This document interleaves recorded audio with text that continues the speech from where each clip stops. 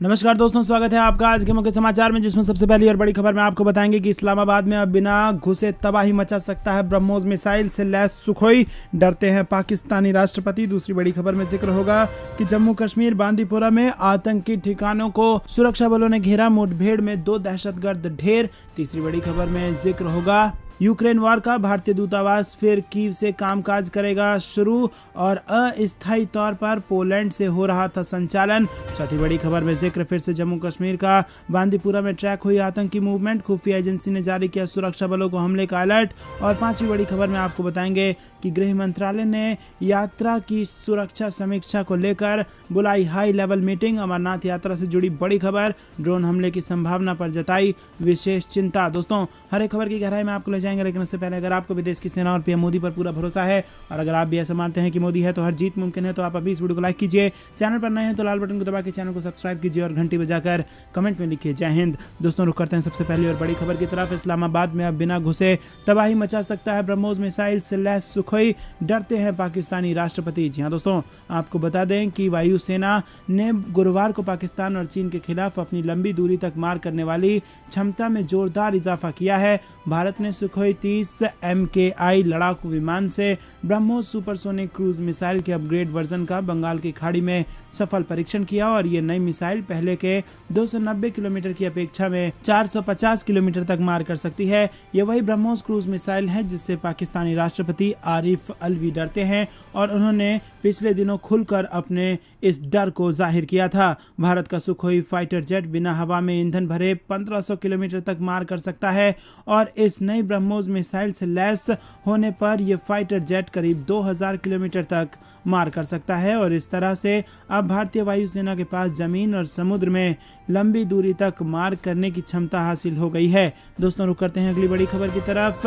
बांदीपुरा में आतंकी ठिकाने को सुरक्षा बलों ने घेरा, मुठभेड़ में 2 दहशतगर्द हो गए हैं ढेर। जी हां दोस्तों, आपको बता दें कि बांदीपुरा के बराड़ इलाके में आतंकियों की मौजूदगी के बाद सुरक्षा बलों ने तलाशी अभियान चलाया और घेरा सख्त होता देख आतंकियों ने सुरक्षा बलों पर फायरिंग कर दी। जवाबी कार्रवाई में 2 आतंकवादी मारे गए और पुलिस अधिकारी ने बताया कि ऑपरेशन अभी चल रहा है। दरअसल सुरक्षा बलों ने बराड़ में आतंकियों के एक ग्रुप की मौजूदगी की सूचना उनको मिली थी। इसके बाद संयुक्त अभियान चलाया गया।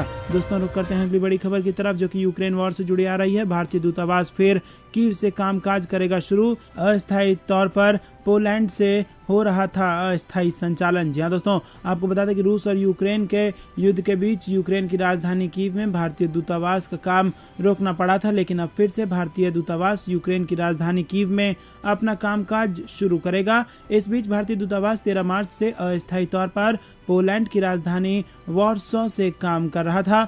भारत सरकार ने इससे पहले जानकारी दी थी कि भारतीय दूतावास को पोलैंड में शिफ्ट किया गया है और इसके कुछ दिनों बाद युद्ध प्रभावित यूक्रेन में अपने नागरिकों के लिए दूतावास की तरफ से नई एडवाइजरी में मदद के लिए 24 घंटे का व्हाट्सएप हेल्पलाइन नंबर जारी किया गया था। दोस्तों, रुक करते हैं अगली बड़ी खबर की तरफ, जिसमें आपको बता दें कि अमरनाथ यात्रा, गृह मंत्रालय ने यात्रा की सुरक्षा समीक्षा को लेकर बुलाई हाई लेवल मीटिंग, ड्रोन हमले की संभावना पर जता दी विशेष चिंता। जहां दोस्तों, 2 साल बाद 30 जून से शुरू होने जा रही अमरनाथ यात्रा की सुरक्षा समीक्षा को लेकर केंद्रीय गृह मंत्रालय में एक उच्च स्तरीय बैठक हुई। बैठक में इस यात्रा के दौरान संभावित ड्रोन हमले के मद्देनजर विशेष चिंता जाहिर की गई। यात्रा शुरू होने के पहले केंद्रीय गृह मंत्री अमित शाह स्वयं सुरक्षा समीक्षा बैठक ले सकते हैं। केंद्रीय गृह मंत्रालय में अमरनाथ को लेकर हुई समीक्षा बैठक में गृह मंत्रालय के अधिकारियों के अलावा पुलिस महानिदेशक सीमा सुरक्षा बल, केंद्रीय रिजर्व पुलिस बल के अलावा सीमा सड़क संगठन के अधिकारी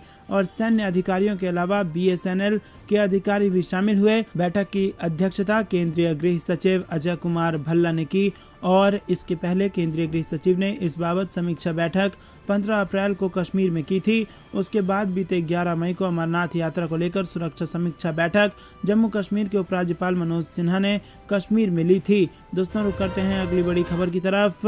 पीएम मोदी। सीएम योगी आदित्यनाथ का मंत्रियों को 16 से सभी कार्यक्रम रद्द करने का निर्देश। पीएम मोदी के मंत्रियों के साथ बैठक तथा भोज। जी हाँ दोस्तों, आपको बता दें कि प्रधानमंत्री मोदी का लखनऊ विजिट होने वाला है और उससे पहले योगी आदित्यनाथ ने कुछ तैयारियां की हैं। प्रधानमंत्री नरेंद्र मोदी 16 मई को कुशीनगर के बाद लखनऊ आगमन की तैयारी उनकी जोरों पर है और मुख्यमंत्री योगी आदित्यनाथ खुद ही तैयारियों को परख रहे हैं। उन्होंने इस दौरान सभी मंत्रियों को 16 मई के अपने सभी कार्यक्रम को रद्द करने का निर्देश दे दिया है। कुशीनगर में भगवान महात्मा बुद्ध की महापरिनिर्वाण स्थल का दर्शन करने के बाद प्रधानमंत्री नरेंद्र मोदी लखनऊ पहुंचेंगे। लखनऊ में उनका प्रदेश की योगी आदित्यनाथ सरकार के मंत्रियों के साथ बैठक के साथ ही भोजन का भी कार्यक्रम है और इसको देखते हुए मुख्यमंत्री योगी आदित्यनाथ ने सभी मंत्रियों को 16 मई के अपने सारे कार्यक्रम को रद्द करने का निर्देश दिया है। मुख्यमंत्री के निर्देश में सभी को 16 मई को लखनऊ में रहने को कहा गया है। वहीं बुद्ध पूर्णिमा के अवसर पर प्रधानमंत्री मोदी 16 मई को नेपाल में भगवान बुद्ध की जन्मस्थली लुम्बिनी जाएंगे। रुक करते हैं अगली बड़ी खबर की तरफ, जो कि बिहार से आ रही है। जातीय जनगणना पर बोले बीजेपी सांसद विवेक ठाकुर, कहा बिहार में इसका कोई फायदा नहीं, जात पात का खेल खेलना चाहते हैं तेजस्वी। जहां दोस्तों, बिहार में जातिगत जनगणना को लेकर सियासत तेज हो गई है। एक तरफ जहां इस मुद्दे पर जेडीयू और आरजेडी के साथ सभी दल एक साथ खड़े हैं, तो वहीं बीजेपी इस मुद्दे पर अलग थलग पड़ गई है। विपक्ष के नेता तेजस्वी यादव इसको लेकर लगातार बीजेपी पर हमलावर बने हुए हैं, तो वहीं बीजेपी का कहना है कि जातिगत जनगणना का बिहार के लोगों को कोई लाभ नहीं मिलने वाला है। बीजेपी के राज्यसभा सांसद विवेक ठाकुर ने कहा है कि तेजस्वी यादव जो इन दिनों जातिगत जनगणना को लेकर हाय तौबा मचा रहे हैं, वो पहले ये बताएं कि बिहार को इससे क्या लाभ मिलने वाला है। बीजेपी सांसद विवेक ठाकुर ने कहा कि तेजस्वी यादव जातिगत जनगणना को लेकर आजकल काफी चिंतित रहते हैं। तेजस्वी पहले ये बताएं कि जातिगत जनगणना से बिहार और बिहार के युवाओं को क्या फायदा होगा। उन्होंने कहा कि तेजस्वी यादव बिहार की जनता को फिर से जात पात में बांटना चाहते हैं और आज जब बिहार के लोग जात पात से काफी ऊपर उठ चुके हैं, तो विपक्ष उन्हें फिर से समाज को बांटने की कोशिश कर रहा है। और दोस्तों, आपको बता दें कि उन्होंने कहा कि केंद्र सरकार ने जब ई जनगणना की घोषणा कर दी है, तो ऐसे में जातिगत जनगणना कराने का कोई मतलब नहीं बनता है। उन्होंने कहा कि इस बार जनगणना में टेक्नोलॉजी की मदद ली जाएगी और इसके कारण कोई भी नहीं छूटेगा, सभी को गिनती सटीक तरीके से सभी की गिनती होगी। और उन्होंने कहा कि विपक्ष के लोग बिहार की समृद्धि के लिए राजनीति करें ताकि बिहार के लोगों को बाहर न जाना पड़े। उन्होंने कहा कि राज्य के विकास के लिए सर्वदलीय बैठक हो, तब शायद बिहार का युवा भी सोचेगा कि राज्य प्रगतिशील नेतृत्व के साथ आगे बढ़ रहा है। दोस्तों, रुक करते हैं अगली बड़ी खबर की तरफ। राज ठाकरे को अयोध्या क्या यूपी में भी नहीं आने देंगे? 5 जून को 5 लाख लोग करेंगे विरोध। जी हाँ दोस्तों, आपको बता दें कि यूपी के गोंडा में कैसरगंज बीजेपी सांसद ब्रिजभूषण शरण सिंह लगातार राज ठाकरे का विरोध कर रहे हैं। आगामी 5 जून को राज ठाकरे को अयोध्या न आने देने को लेकर बड़े बड़े कार्यक्रम वो कर रहे हैं। बीजेपी सांसद का कहना है कि बिना माफी मांगे उनको अयोध्या क्या उत्तर प्रदेश की धरती पर पैर नहीं रखने दिया जाएगा। जहां एक तरफ उत्तर भारत के लोगों को बीजेपी सांसद एकजुट करने में जुटे हुए हैं, तो वहीं देवी पाटन और अयोध्या मंडल के मुस्लिम धर्मगुरु भी सांसद का समर्थन कर रहे हैं। मुस्लिम धर्मगुरुओं का बीजेपी के सांसद को समर्थन मिला है। आज उनके आवास पर देवी पाटन मंडल व अयोध्या मंडल के मुस्लिम धर्मगुरुओं ने मुलाकात की। अयोध्या से आए मुस्लिम धर्मगुरुओं से बीजेपी सांसद ने बात करते हुए कहा कि कोई बड़ा निर्णय लिया जाने वाला है। अब कोई अलग से पाकिस्तान तो नहीं बन सकता। यहाँ के लोग पाकिस्तान जा सकते हैं, ना पाकिस्तान से लोग यहाँ आ सकते हैं। अब हमको आपको यहीं रहना है, तो हम लोग ऐसा कुछ करें कि आपस में सौहार्द और हंसी का और खुशी का माहौल रहे। दोस्तों, रुक करते हैं अगली बड़ी खबर की तरफ। भारत के सभी पंच और समुदाय का एक ही लक्ष्य, वसुधैव कुटुंबकम। मुख्यमंत्री का बड़ा बयान। जी हाँ दोस्तों, यूपी के मुख्यमंत्री योगी आदित्यनाथ ने कहा कि भारत में अलग अलग पंथ और समुदाय हैं, लेकिन ये विभाजन के लिए नहीं है, ये लक्ष्य तक पहुंचने के लिए अलग अलग मार्ग हैं। लक्ष्य सबका एक ही है, वसुधैव कुटुंबकम। सबका एक ही संकल्प है, तेरा वैभव अमर रहे माँ, हम दिन 4 रहे न रहें। उन्होंने कहा है कि हम सभी को सदैव धर्म के मार्ग पर चलकर उसका अनुसरण करना चाहिए। पूरे भारत को प्रधानमंत्री नरेंद्र मोदी का नेतृत्व मिल रहा है, यही कारण है कि नई ऊर्जा के साथ भारत आगे बढ़ रहा है। दोस्तों, रुक करते हैं अगली बड़ी खबर ने भारत के साथ व्यापार फिर से शुरू करने का किया फैसला।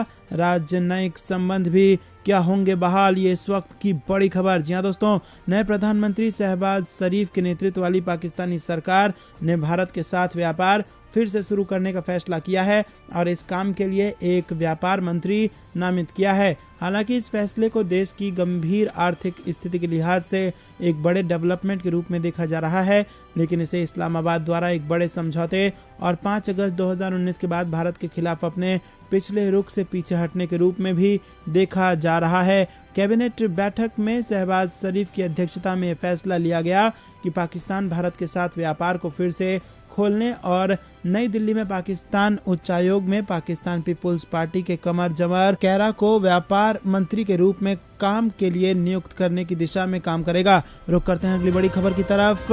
राजधानी दिल्ली में पकड़ी गई ड्रग्स की बड़ी खेप, 434 करोड़ रुपए की हेरोइन हुई बरामद। जी हाँ दोस्तों, राजधानी दिल्ली में डायरेक्टर ऑफ रेवेन्यू इंटेलिजेंस को बड़ी कामयाबी मिली है। DRI ने दिल्ली से 434 करोड़ रुपए की हेरोइन बरामद की है। बताया गया है कि करीब 62 किलोग्राम हेरोइन बरामद की गई है और इस पूरी खेप को एक एयर कार्गो से पकड़ा गया है। इस एयर कार्गो मॉड्यूल से ये अब तक की सबसे बड़ी ड्रग्स की बरामदगी है। दरअसल DRI को इस ड्रग्स की खेप को लेकर एक खुफिया इनपुट मिला था, जिसके बाद 10 मई को एक ऑपरेशन चलाया गया। इसका नाम ब्लैक एंड व्हाइट था। जब टीम मौके पर पहुंची तो यहाँ एक कार्गो से ये 55 किलो हेरोइन बरामद हुई। ड्रग्स की ये बड़ी खेप युगांडा से दुबई के रास्ते दिल्ली तक पहुंचाई गई थी। वहीं आपको बता दें कि DRI की टीम ने एयर कार्गो से 55 किलो हेरोइन की ये खेप पकड़ने के बाद एक आरोपी को हिरासत में लेकर पूछताछ शुरू की। दोस्तों रुक करते हैं अगली बड़ी खबर की तरफ। जम्मू कश्मीर से बड़ी खबर। बांदीपोरा के जंगलों में मुठभेड़, एक आतंकी मार गिराया। घुसपैठ के अलर्ट के बाद ऑपरेशन शुरू। जी हाँ दोस्तों, बांदीपोरा के सालिंदर वन क्षेत्र में मुठभेड़ के दौरान एक आतंकी मारा गया। इसके साथ ही सुरक्षा बलों की बड़ी टीम पूरे इलाके में तलाशी अभियान में लग गई। ताजा घुसपैठ की सूचना के बाद समूचे क्षेत्र में अलर्ट जारी किया गया था। वहीं सूत्रों के मुताबिक नियंत्रण रेखा पर भी सुरक्षा व्यवस्था बढ़ा दी गई है। IGP कश्मीर विजय कुमार ने बताया कि मारे गए आतंकी के पास से एक राइफल, 3 मैगजीन बरामद किए गए हैं और अन्य आतंकियों की तलाश जारी है। उन्होंने बताया कि उसंगम मरहम में एक ऑपरेशन जारी है। दोस्तों रुक करते हैं अगली बड़ी खबर की तरफ। मां सरस्वती की प्रतिमा पुनः स्थापित हो और नमाज बंद कराएं। काशी मथुरा के बाद अब इंदौर में भी शुरू हुआ विवाद। जी हाँ दोस्तों, इंदौर हाई कोर्ट बेंच में धार भोजशाला के मामले में बुधवार को याचिका दायर की गई है, जिसमें कहा गया है कि मां सरस्वती की प्रतिमा पुनः स्थापित की जाए और स्थान की पूरी वीडियोग्राफी और कलर फोटोग्राफी की जाए। इसको लेकर नवंबर से प्रयास किए जा रहे थे, जो कि अब एडमिट की गई है। इसमें एडवोकेट हरिशंकर जैन, विष्णु शंकर जैन और पार्थ असिस्टेंट के रूप में शामिल हुए हैं। याचिका में वाघ देवी की प्रतिमा, जो कि लंदन स्थित संग्रहालय में रखी हुई है, उसे वापस लाने की भी मांग की गई है। और वहीं धार भोजनशाला मामले में हिंदू संगठन ने इंदौर हाईकोर्ट में याचिका दायर कर परिसर पर कब्जा देने और नमाज बंद करने की मांग की, जिस पर ASI, भारत सरकार और भोजनालय कमेटी को नोटिस जारी किया गया है। दोस्तों रुक करते हैं अगली बड़ी खबर की तरफ। बीजेपी सांसद दिया कुमारी का दावा, ताजमहल हमारी प्रॉपर्टी, शाहजहां ने हमारे पैलेस पर किया कब्जा। जी हाँ दोस्तों, आगरा के ताजमहल पर जयपुर के पूर्व राज परिवार ने अपना दावा किया है। जयपुर के पूर्व राज परिवार की प्रिंसेस और बीजेपी सांसद दिया कुमारी ने कहा है कि ताजमहल हमारी प्रॉपर्टी है, जो हमारे परिवार के पैलेस की संपत्ति पर बना है। दिया कुमारी ने दावा किया है कि उनके पास ऐसे डॉक्यूमेंट मौजूद हैं जो बताते हैं कि ताजमहल पहले जयपुर के पूर्व राज परिवार का एक पैलेस था, जिस पर शाहजहां ने कब्जा कर लिया है। दोस्तों रुक करते हैं अगली बड़ी खबर की तरफ। मिशन रोजगार को लेकर CM योगी गंभीर, सरकारी नौकरियों की भर्ती प्रक्रिया को पूरा कर 100 दिन में मांगी रिपोर्ट। जी हाँ दोस्तों, मुख्यमंत्री योगी आदित्यनाथ मिशन रोजगार को लेकर काफी गंभीर नजर आ रहे हैं। इसको लेकर CM योगी ने मिशन रोजगार के तहत प्राथमिकता के आधार पर सभी रिक्त पदों पर चयन की कार्रवाई शुरू करने और चयन की प्रक्रिया को 100 दिनों के लक्ष्य के तहत पूरा करने के निर्देश दिए हैं। मुख्यमंत्री योगी ने बुधवार को लोक भवन में आयोजित उच्च स्तरीय बैठक में मुख्य सचिव से भी सभी आयोगों की 100 दिनों में लक्ष्य के अनुरूप भर्ती की रिपोर्ट मांगी है। बैठक के दौरान CM निर्देश दिया है कि अद्यतन स्थिति की सभी आयोगों के चेयरमैन के साथ समीक्षा कर रिपोर्ट दें। उन्होंने कहा कि पिछले दिनों उच्चतर सेवा शिक्षा चयन आयोग, उत्तर प्रदेश लोक सेवा आयोग, उत्तर प्रदेश अधीनस्थ सेवा चयन आयोग, पुलिस भर्ती बोर्ड सहित अन्य चयन आयोगों की समीक्षा बैठक की थी। सरकार सभी विभागीय रिक्तियों को शीघ्रता से भरने के लिए प्रतिबद्ध है। रिक्त पदों पर समयबद्ध चयन के लिए समय से अधियाचन भेजने के लिए ऑनलाइन पोर्टल की व्यवस्था की जाए। बड़ी खबर की तरफ, यूपी के किसानों को लेकर अच्छी खबर, सीएनजी बनाने के लिए गोबर खरीदेगी योगी सरकार। दोस्तों, यूपी के किसानों और पशुपालकों को लेकर अच्छी खबर आ रही है। अब पशुपालकों को गोबर फेंकने या उसे ठिकाने लगाने को लेकर परेशानी नहीं उठानी पड़ेगी। योगी सरकार ने इसको लेकर पहल शुरू कर दी है। साथ ही आवारा गोवंश को रखने की तैयारी भी यूपी सरकार कर रही है। जानकारी के अनुसार योगी सरकार निराश्रित गोवंश की गौशालाएं किसानों और पशु पालकों से गोबर खरीदेगी।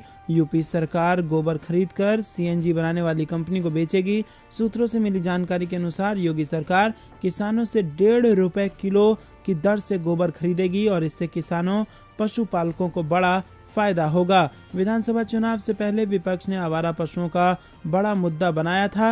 हालांकि आवारा पशुओं से किसान भी परेशान देखे गए थे। इनके रखरखाव को लेकर योगी सरकार ने तैयारी कर ली है। रुक करते हैं अगली बड़ी खबर की तरफ। देश भर में जश्न मनाने की तैयारी में भाजपा। पार्टी अध्यक्ष जेपी नड्डा ने दिए ये निर्देश। जी हां दोस्तों, आपको बता दें कि भारतीय जनता पार्टी केंद्र की नरेंद्र मोदी सरकार के सत्ता में 8 साल पूरे होने के मौके पर गरीब कल्याण और सुशासन के तौर पर मनाएगी। इसके लिए भाजपा ने 2 स्तरों पर एक अभियान चलाने का फैसला लिया है। बीजेपी के राष्ट्रीय अध्यक्ष जेपी नड्डा ने इस अवसर पर देश भर में बूथ स्तर पर 8 साल सेवा, सुशासन और गरीब कल्याण कार्यक्रम चलाने के निर्देश दिए। इसके लिए रिपोर्ट टू नेशन नाम के कार्यक्रम के अंतर्गत एक बुकलेट का प्रकाशन किया जाएगा, जिसका विमोचन 30 मई को बीजेपी के राष्ट्रीय स्तर के नेता करेंगे। वहीं 31 और 1 जून को राज्य स्तर पर इस बुकलेट का विमोचन किया जाएगा। दोस्तों, रुक करते हैं अगली बड़ी खबर की तरफ। मध्य प्रदेश पंचायत चुनाव से बड़ी खबर, बीजेपी ने लिया बड़ा फैसला। ओबीसी को 27% के हिसाब से पार्टी देगी टिकट। जी हां दोस्तों, सुप्रीम कोर्ट के फैसले के बाद मध्य प्रदेश में पंचायत चुनाव की सुगबुगाहट तेज हो गई है। राज्य निर्वाचन आयोग ने भी खुद को चुनाव कराने के लिए पूरी तरह से तैयार बताया है। वहीं इस बीच बीजेपी ने भी बड़ा ऐलान कर दिया है। बीजेपी के प्रदेश अध्यक्ष वीडी शर्मा ने कहा कि पार्टी ने ओबीसी वर्ग को लेकर बड़ा फैसला लिया है। वीडी शर्मा ने कहा कि पार्टी चुनावों में अपने कार्यकर्ताओं को जहां जरूरत होगी 27% आरक्षण से भी ज्यादा आरक्षण के हिसाब से टिकट देगी। उन्होंने कहा कि पार्टी ने तय किया है कि पंचायत और निकाय चुनाव में जहां जरूरत होगी वहां केवल 27% ही नहीं, उससे अधिक भी आरक्षण के हिसाब से टिकट दे दिया जाएगा। दोस्तों, रुक करते हैं अगली बड़ी खबर की तरफ, जो कि राजस्थान से आ रही है। बीजेपी अध्यक्ष जेपी नड्डा ने कार्यालय उद्घाटन के बहाने बजाया चुनावी बिगुल, गहलोत सरकार पर कसा तंज। जी हां दोस्तों, देश में सत्तारूढ़ भारतीय जनता पार्टी के राष्ट्रीय अध्यक्ष जगत प्रकाश नड्डा राजस्थान दौरे पर हैं और उन्होंने हनुमानगढ़ से पार्टी के 10 नए जिला कार्यालयों का वर्चुअल उद्घाटन किया। 4 कार्यालयों का शिलान्यास भी किया। पार्टी कार्यालय उद्घाटन के बहाने बीजेपी अध्यक्ष ने राजस्थान में अगले साल होने वाले विधानसभा चुनाव का बिगुल भी बजाया और इसके साथ ही कार्यकर्ताओं को संदेश दिया कि प्रदेश में सत्ता परिवर्तन के लिए अभी से तैयारियों में जुट जाएं। बीजेपी अध्यक्ष नड्डा ने हनुमानगढ़ से राजस्थान की गहलोत सरकार पर जमकर निशाना साधा। उन्होंने कहा कि पहले राजस्थान सरकार संतोष, शांति और विकास के लिए जाना जाता था, लेकिन अशोक गहलोत ने राजस्थान के मान सम्मान पर गहरी चोट पहुंचाई है। दोस्तों, रुक करते हैं अनंतनाग के डुरू में सुरक्षा बलों ने अब तक 2 आतंकियों को किया ढेर, फायरिंग है जारी। जी हां दोस्तों, दक्षिण कश्मीर के अनंतनाग जिले के अंतर्गत पड़ने वाली डुरू इलाके में सुरक्षा बलों और आतंकियों के बीच मुठभेड़ शुरू हो चुकी है। वहीं आपको बता दें कि बीते 2 दिनों में दक्षिण कश्मीर में सुरक्षा बलों और आतंकियों के बीच ये तीसरी मुठभेड़ है। फिलहाल दोनों ओर से फायरिंग जारी है। सुरक्षा बलों को अब तक 2 आतंकियों को मार गिराने में सफलता मिली है और अभी भी शेष बचे आतंकियों के साथ मुठभेड़ जारी है। वहीं आपको बता दें कि जानकारी के अनुसार दक्षिण कश्मीर के डुरू इलाके में करीरी में पुलिस को आतंकियों के छिपे होने की सूचना मिली और इसके उपरांत पुलिस ने सेना के 19 राष्ट्रीय राइफल के जवानों संग डुरू में तलाशी अभियान छेड़ा और इस दौरान एक जगह पर छिपे आतंकियों ने सुरक्षा बलों पर फायरिंग शुरू कर दी। शुरुआत में सुरक्षा बलों ने भी तुरंत मोर्चा संभालते हुए जवाबी फायरिंग का मुंह तोड़ जवाब दिया। कुछ समय के उपरांत सुरक्षा बलों ने लाउड स्पीकर के माध्यम से आतंकियों को आत्मसमर्पण करने की चेतावनी दी, लेकिन आतंकियों ने इसे अनसुना कर दिया और फायरिंग जारी रखी। बताया जा रहा है कि लश्कर-ए-तैयबा आतंकी संगठन के 3 के करीब आतंकियों को सुरक्षा बलों ने घेर लिया है। दोस्तों, रुक करते हैं अगली बड़ी खबर की तरफ। श्रीलंका में हालत भयावह, दंगाइयों को सड़क पर देखते ही गोली मारने के दिए गए आदेश। जी हां दोस्तों, श्रीलंका में इमरजेंसी लागू होने के बाद लोग सड़कों पर उतरकर हिंसक प्रदर्शन कर कर रहे हैं, जगह जगह वाहन जला रहे हैं। ऐसे हिंसक विरोध को दबाने के लिए रक्षा मंत्रालय ने मंगलवार को शूट ऑन साइट का आदेश जारी कर दिया है और सोमवार को हुई हिंसा में सांसद समेत 5 लोगों की मौत हो गई थी। मालूम हो कि श्रीलंका में महिंदा राजपक्षे ने सरकार विरोधी प्रदर्शनकारियों पर हमला करने और हिंसा फैलाने के बाद प्रधानमंत्री पद से इस्तीफा दे दिया है और इस्तीफे के बाद उनके समर्थकों ने हिंसा फैलानी शुरू कर दी है। वहीं राष्ट्रपति गोतबाया राजपक्षे ने ट्विटर पर प्रदर्शनकारियों से अपील की है कि वो चाहे जिस भी पार्टी के हों लेकिन वो शांत रहें और हिंसा रोक दें, नागरिकों के खिलाफ बदले की कार्रवाई ना करें। उन्होंने कहा कि संवैधानिक जनादेश और आम सहमति के जरिए राजनीतिक स्थिरता बहाल करने और आर्थिक संकट को दूर करने के लिए सभी प्रयास किए जाएंगे। महिंदा राजपक्षे के बेटे नम्मल ने मीडिया से बात करते हुए कहा कि ऐसी कोई अफवाहें हैं और उनके पिता महिंदा राजपक्षे देश छोड़कर भागने वाले नहीं हैं।